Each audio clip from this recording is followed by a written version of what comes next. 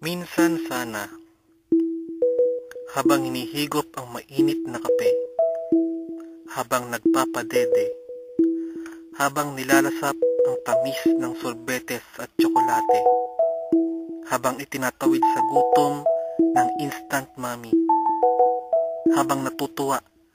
sa mga bagong jingle at commercial sa TV, sana maisip mo ang daan-daang manggagawang binobomba ng tubig habang payapang nagwewelga,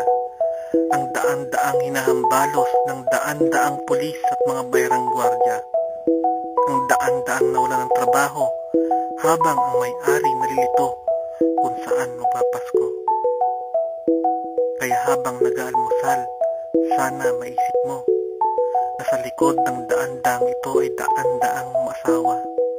daan-daang maliliit na bata,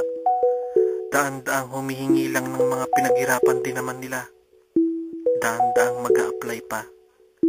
daan-daang nagugutom at daan-daang mahapding sikmura, at daan-daang tulad mo may karapatan din namang makapag-almusal tuwing umaga.